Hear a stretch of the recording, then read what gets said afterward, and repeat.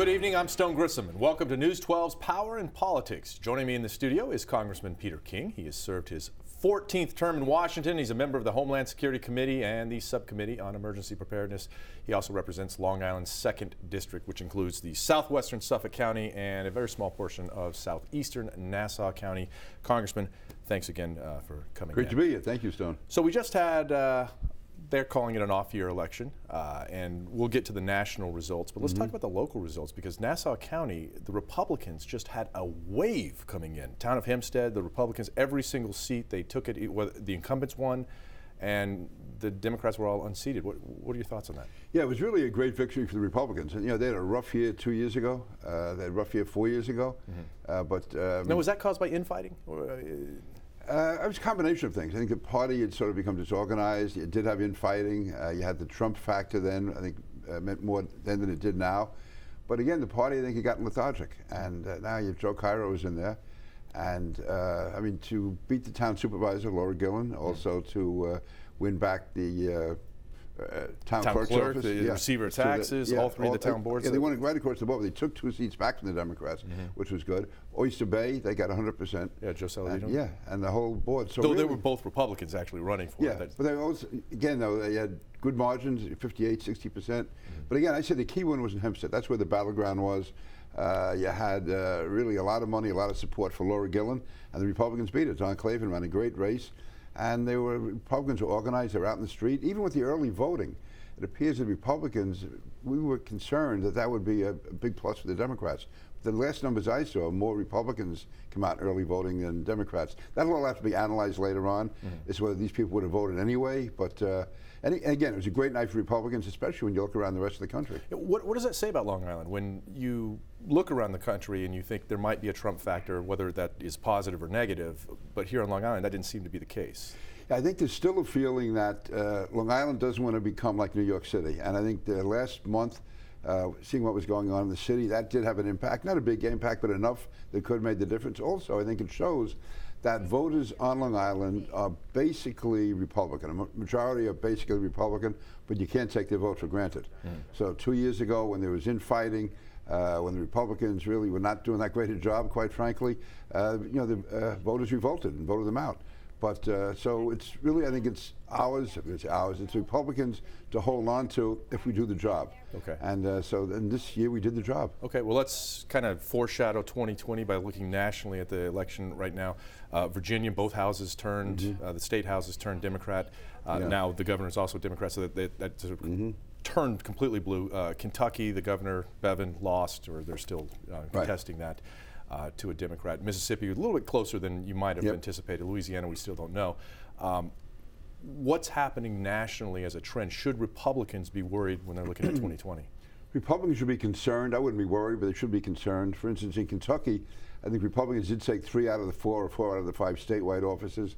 The governor was unpopular on his own, with or without Donald he kicked Trump. People off of Medicaid, and that was a big. And also the way he did it too. I mean, there was no attempt to soften the blow. I mean, basically, it was a take it or leave it. So apparently his personality wasn't the best, so he was in trouble anyway. But what we have to look for is that more people are coming out who are opposed to Donald Trump. In other words, there are people coming out in off-year elections that didn't come out in the past, and it's because they're opposed to Donald Trump. Now, next year, the Trump voters will come out. In other words, people aren't going to come out and vote for a particular Republican candidate if they're Trump supporters alone, if they're not diehard Republicans. But people who are against Trump, they're going to come out and vote for Democrats to be against Trump. I mean, I saw it in last year's elections here on Long Island. We had maybe in each congressional district almost 100,000 more people voted. And all of the anti-Trump people come out, but a lot of the Trump people stayed home because he wasn't on the ballot. So it's going to be interesting next year. I think with him on the ballot, you're going to see a lot more people coming out. On the Republican side. On the but also on the Democratic side, do you think? Well, they're already coming out. They're already coming in, right? Okay. He's really waking that sleeping giant. Let's address the impeachment issue. Is that going to affect 2020? I mean, his poll numbers seem to be a little bit depressed right now, and impeachment seems to be moving forward. I'm not trying to put you in a category. The last person asked me that question was Donald Trump. President Trump. I was with him last weekend. And he's trying to figure that out himself. So apart from all the legalities and all the merits of impeachment or non-impeachment, he thinks that this can help him. if it shows, as actually helped Bill Clinton, the impeachment. His numbers went sky high after impeachment because he was able to portray it as they were ganging up on him, they were taking advantage of him, they were trying to disavow or undo a previous election. And so I think President Trump, if he gets impeached in the House, gets acquitted in the Senate, he can say they spent all these months doing all this. Meanwhile, they did nothing about prescription drugs, they did nothing about the economy, nothing about trade, and he can sort of... But won't he bear some of the blame for that if nothing in healthcare is decided, immigration's not really decided, we didn't build the wall, all these promises that were made? We could say we couldn't do it because they were spending all the time on impeachment. Now, I'm making the political argument. I'm just saying how this, because Bill Clinton, he obviously brought about his own impeachment, and I voted against it, by the way, but I mean, still people got the impression that, let's resolve this at the ballot box, let's not gang up on somebody. Impeachment is a drastic weapon to use. On the other hand, it could work against him. I mean, nobody wants to be impeached. Right. But again, with Clinton, his numbers did go up. I mean, that's during impeachment. Substantively, you said you were with the president before. Are you concerned with the accusation as to whether he pressured Ukraine's president? I don't think it's impeachable. The reason I say that is that, to me, the president, if he's going to be giving aid to a country, has the right to ask whether or not there's corruption, because we know that Ukraine has been totally corrupt. But the accusation is not that there was corruption. In fact, if you read whether it's a transcript or not, or that it was for his political, personal gain. I'm starting for that. Well, not necessarily. The reason I'm saying it is to find out, is there corruption? Are you investigating corruption? There was evidence that the vice president's son, I mean, he getting $600,000 or whatever he got without knowing anything about Ukraine and natural gas. The vice president's working for a corrupt company which does dealing with the government.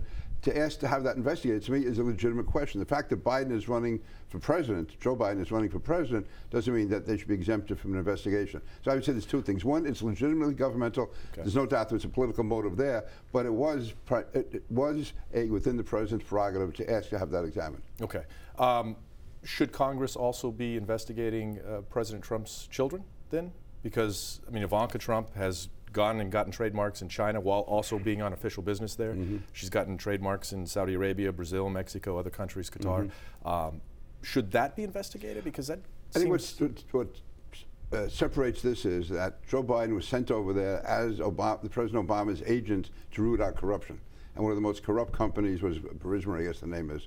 And his son had just gotten a big contract with them.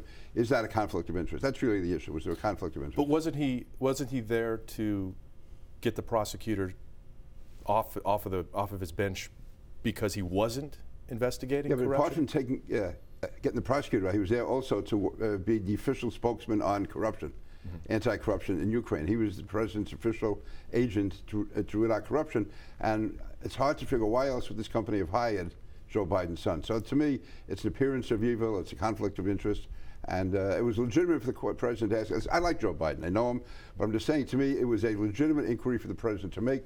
Could he have said it differently? Probably, yeah, but it's not impeachable. Okay, let me ask the reverse question, because this came up during the campaign, the 2016 campaign, the Trump Tower meeting, right, when the foreign power allegedly might have asked to give dirt to a campaign. That, you would agree, should not happen. A campaign should not accept that, or at least should tell the FBI to investigate that. If Russia comes and says to you as a campaign, you're running for president, I have dirt on your opponent, you shouldn't take that.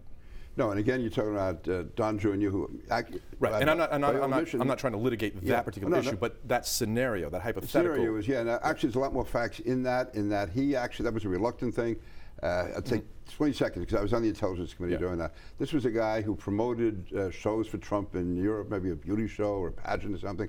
He calls Don Jr. and said, listen, I got a Russian who wants to give you information. This is in June. Right. He said, okay, we'll see me after the convention at the end of August. So you're putting up, it was no big interest. Really, Donald Trump was, after the third time, said, okay, come on, bring him in. That was it. Yeah. He should have been more careful. That's what happens when you have amateurs involved. But the hypothetical, and let's just change all the facts. Yes. The hypothetical, Congressman King is running for president. China comes to Congressman King, running for candidate King, and says, I have dirt on your opponent, who is Stone Grissom, running for president. There's a lot of that. Yeah, I know. That's why I'll never run for president.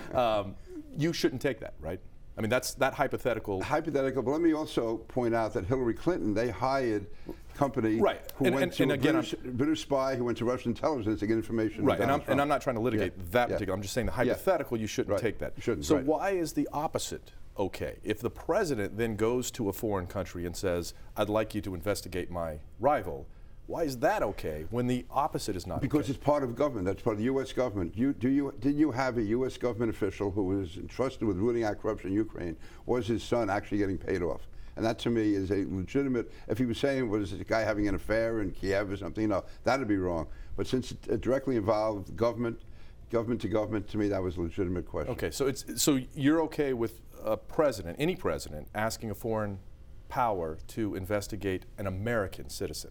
If it involves a governmental matter, and this did. This was Joe Biden, who was there to investigate or find out about corruption, and his own son was being paid by one of the most corrupt companies in Ukraine. Okay, we're going to take a quick break. We're going to come back with more. We'll be right back with more from Congressman Peter King when News 12's Power and Politics continues.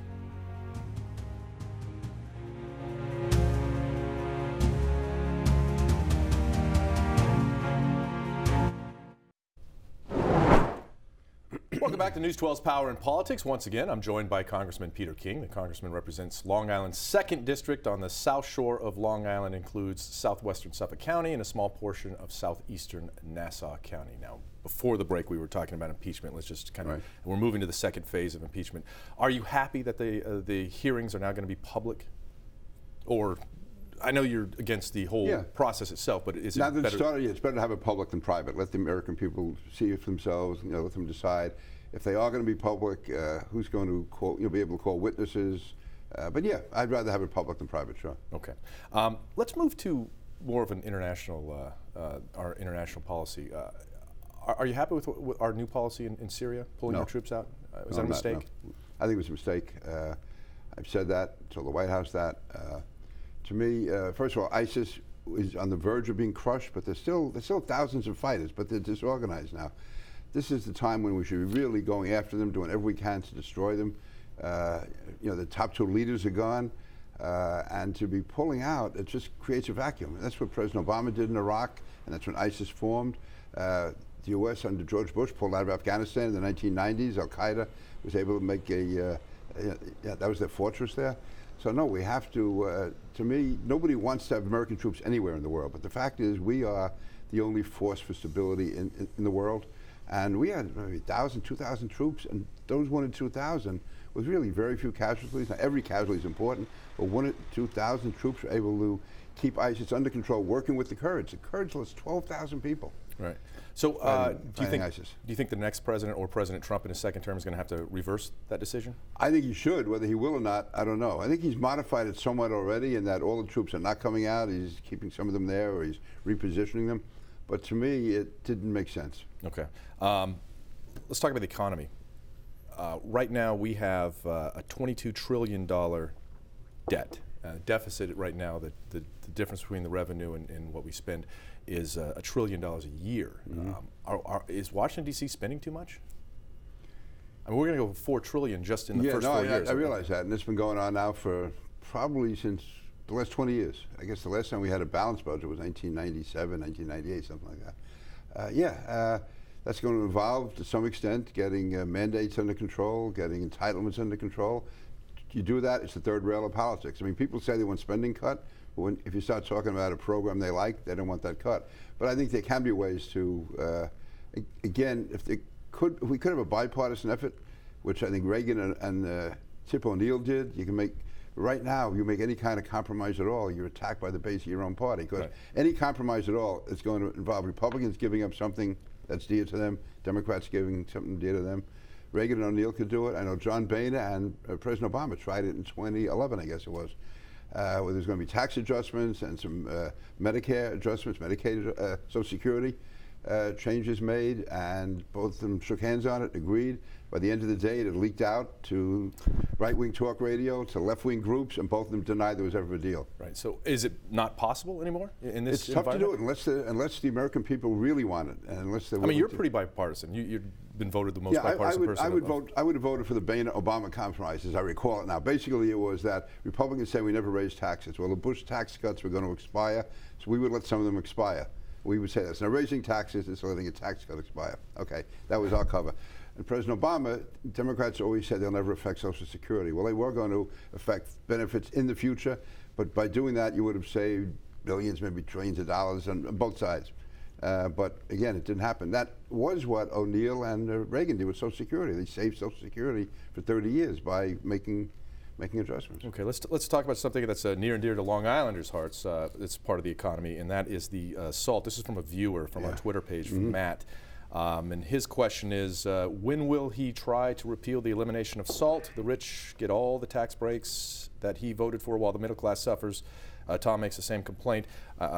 You may disagree with the premise of the question. When are we getting back the SALT deduction? That's the state and tax. First of all, I voted against it. I was one of the few Republicans who voted against the tax bill, as did Lee Zeldin. We both voted against the tax bill.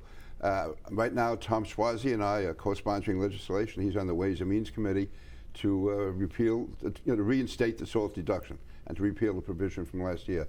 It's going to be tough because so much of the tax cut that was given was based on money they got from eliminating our SALT deduction, certainly drastically reducing it. And now the Democrats, and not Tom Suozzi, he's working on this, but many Democrats say that, well, SALT helps the rich, the big property owners, and so you have people on the progressive side, the Democratic Party, don't want to repeal or don't want to reinstate the SALT deduction. So you have Republicans from the red states who love it the fact that SALT is gone because they're getting our money, and you have people on the progressive left who feel that it's just another benefit to the rich. Their idea is a guy owning a house on Long Island, is a man and woman owning a house on Long Island are rich to people on the progressive left. Now it's going to be tough. But anyway, Tom and I are working on it. He's on the Ways and Means Committee, and I know they're trying to forge some sort of compromise at the committee level. Okay, you have the president's ear. The president is a New Yorker. Right. Why wouldn't he just see right through this and say, this is killing New Yorkers? He would say it's Chuck Schumer's fault or something. What it was he wanted a tax cut through. Lee and I were even trying to get through to the White House and that, and they had Mnuchin was stonewalling us. That's no excuse. The president shouldn't have done it, but the fact is that the great support of the Republican Party comes from outside the Northeast. There's no Republican member of Congress in New England. There's going to be one in New Jersey. There's like 5 in New York. So there's none in Connecticut. They feel none in Maine, none in New Hampshire. So basically their strength is in the South, and a lot of this is power politics. Okay, so which is a good expression. Power and politics. That's right. That's why we have this. If everything's coming from the House, Mitch McConnell's not going to let this even come to the floor. I mean, you guys have passed 400 bills, and none of them are going to the floor. That's what I'm saying. There's no way to get this done easily. The only way to get it done is if it comes to a compromise where they need votes. Like, for instance, if certain changes have to be made in the tax code, corrections have to be made. If we can hold back votes, get people in the Senate to hold back votes, unless they give us some kind of a break on SALT. And that's the way it's going to be done. I don't see a bill coming up in the House floor saying reinstate the SALT deduction. What you would do is make it part of a larger bill where we just band together and say, we have enough votes to block what you're trying to do. Okay. And do you think we can do this in this session, or is that too, because we have the impeachment coming up, is that going to halt everything? No. Right. That's the argument Republicans go. No.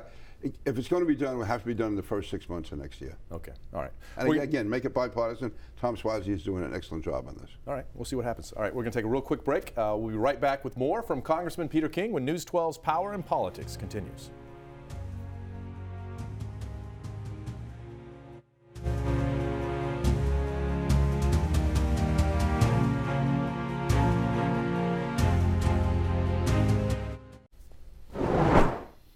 All right, welcome back to News 12's Power and Politics. Once again, I'm joined by Congressman Peter King. Now, in the few minutes we have left, I want to ask you some questions. I know you're not retiring or anything like that, but you've served 14 terms in Congress. You're a member of the Homeland Security Committee, former chair of that, ranking member of the Subcommittee on Emergency Preparedness, member of the Financial Services Committee.